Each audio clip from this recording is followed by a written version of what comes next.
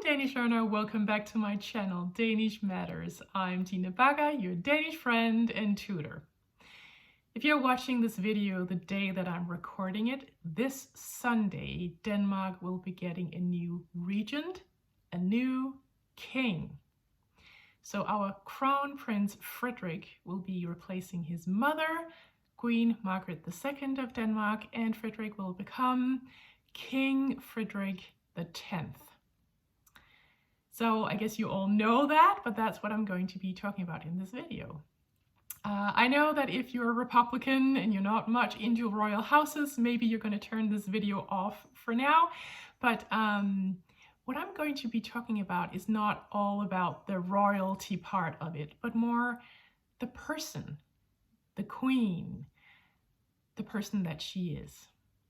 I'm 48 at this current moment, and the queen has always been there. She's always been the queen, the regent of Denmark throughout my whole life. And I must admit that when I watched her New Year's speech, her New Year's address, I felt rather sad. I thought, oh no, she's going to be leaving us in a way. I actually like the Queen, as you can tell. I guess I could consider myself a royalist, but I like her person. I don't agree with everything she says, and I don't agree with everything she does. Certainly not, but I do find that she's a very interesting person and that she's been good for Denmark. These 52 years that she's been the regent, that she's been the monarch of this country. So I like the person that she is. And to me, she's intelligent. She's very knowledgeable. I think that's also what she's been praised for. She really has a huge knowledge about the state of Denmark, of course, but also the state of many other countries in Europe, many other countries in the world. She's traveled the world. And she's talked to so many international regents and prime ministers and chancellors and whatever they're called. She is very knowledgeable. She's very knowledgeable about history. She's very knowledgeable about people also. I think she really has, in modern terms, people skills. And that's what I like about her. And I also like the fact that she's been pretty timid and pretty shy as a youngster. But she's sort of leaned into it. She's still herself. You can still tell that she's not all that comfortable all the time. But she still does what she has to do, regardless. I find that pretty impressive and pretty courageous as well. So I like her. I find also that she's very creative, or she is very creative. She's been participating in many creative endeavors in Denmark. Recently, she's been behind the scenes for, I think, the costumes and also some of the backdrops in a movie called Ehrenhart, as I recall. I think you can watch it on Netflix. She's also been in other productions as well, or helping or behind the scenes of other productions. So she's very creative, and she's been working with people, although she is the regent and not working in the sense of that. She doesn't have a job like normal people do. I think her job is much more than what normal people do. It is 24/7. And now that she's an elderly lady, I definitely understand that now she wants to step down. It is not the custom, and she's always said that she would sit there, she would be the queen, she would be the regent until she was not alive anymore. So maybe she's also a little bit sad that she's not going to be the queen anymore, the regent anymore, but I also find her a wise person and a reasonable person. She has recognized and acknowledged to herself that this is the time. I'm not young anymore. My health is not as it used to be. It's better to step down while I can still do that with dignity and still showing that I'm here, but I'm just withdrawing and letting my son take over the throne for him to be the regent of the country. So I think it's a wise decision, and I also think it is a very good decision on behalf of Frederick, because our queen, when she took over from her dad, she was mourning, she was in grief, whereas Frederick does not have to do that. His mother is still around, he's just taking over. I think that's a huge difference and a very good one for both parties, because the queen can also get to see her son take over and be proud of that. So I think it's a very good idea. But I'm also going to miss her, and I have liked the fact that she is a woman. So to me, it's going to be very different that it's now going to be a man. And I don't think Frederick is that creative as a person. I myself is also a creative as a person. So I've liked to see all of those different creative things, artistic things that our queen has been doing. And Frederick is not like that. He's more of a sportsman, and I'm not.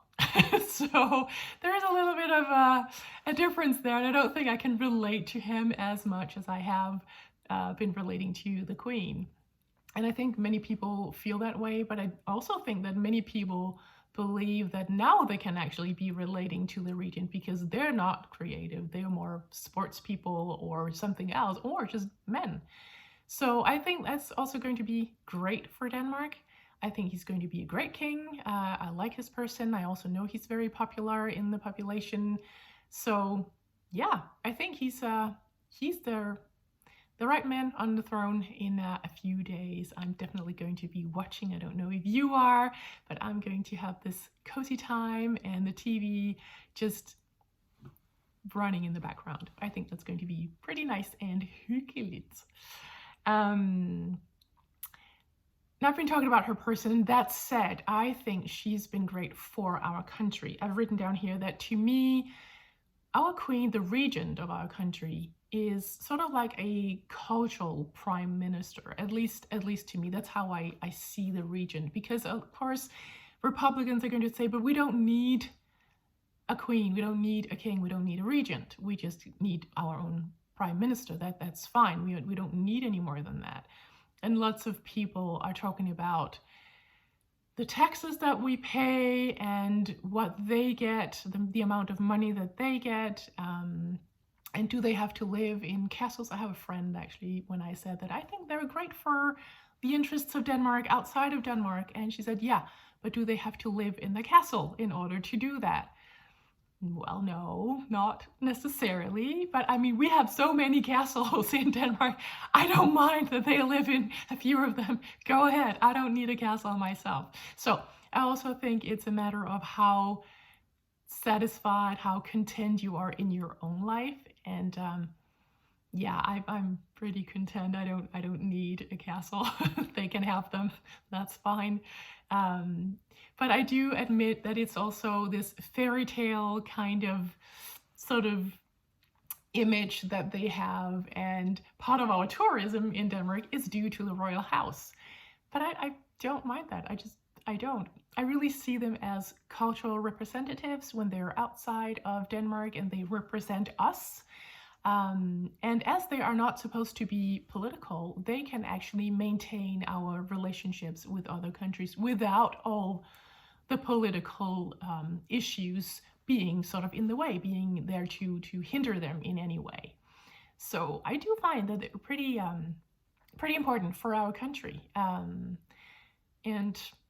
I mean, I will keep on believing that until some regent is not capable of doing those things, because that's my opinion, that if they're not able to maintain the relationships, if they're not able to have these interactions with international leaders without being political, but still sort of maintaining our relationships with them and being our cultural representatives outside of Denmark, then I'm not so sure that I would like a royal house. They're not supposed to be there just to be there, but I think they're needed because they're not political. There are other things than political things to have relationships with other nations. I think actually that's pretty important and maybe underestimated sometimes.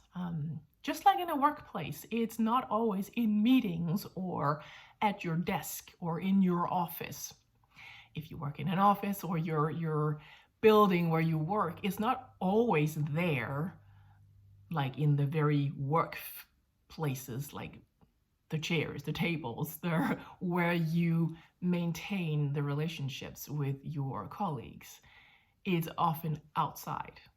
It's when you're standing in line to get coffee or get your lunch, or when you meet them outside of the bathroom, or, I mean, it doesn't have to be within the task of your work. And I think that's what they do as well. Although it is their work, it is their job. Still, I find that they do that pretty well. And I think that the Crown Prince, now their coming King Friedrich X, is going to be very good at that as well. I have a book that I want to show you, and I'm just gonna grab it on my shelf for just a minute.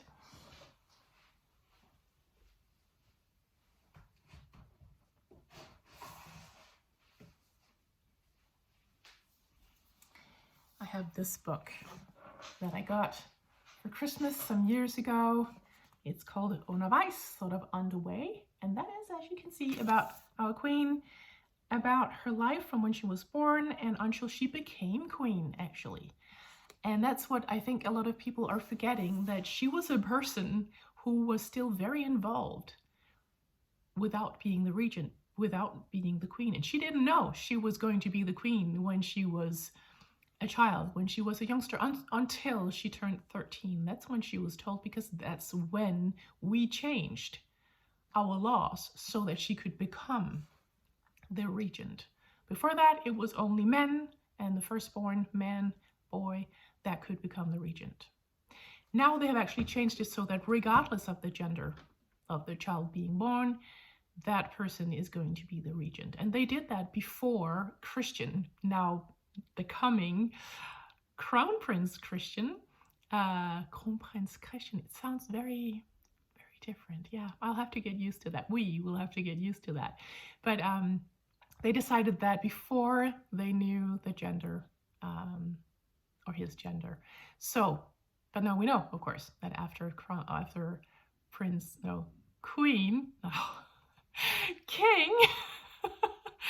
Friedrich X, we're going to have a Christian, King Christian, but that's in a long time. At least I hope that for Friedrich. I hope he gets to be the king for a long time.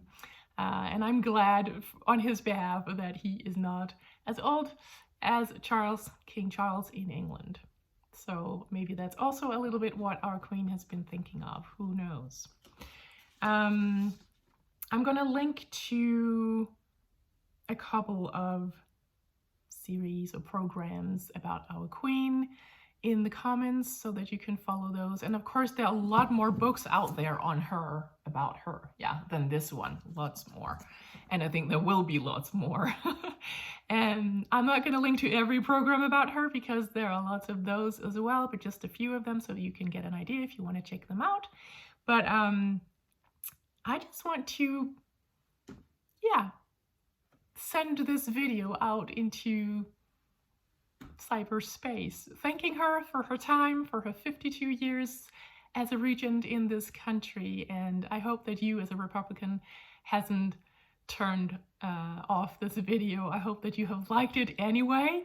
Remember that this channel is actually Danish Matters. That means that I'm also teaching the Danish language and not just talking about culture. I can teach you the language. I've been teaching Danish for many years, since 2009, and I can also teach you. I've been teaching at all levels. Also pronunciation, that's actually often what I teach most. Yeah, so if you're struggling with that, don't hesitate. And if you just want a course, any type of course, it doesn't have to be on the course list on the Danish Matters webpage. It can be any type. Talk to me, write to me about your needs and your wants, and we can tailor a course for you. Yeah, so write to tina@danishmatters.dk. And I just got left to say, happy Danish learning!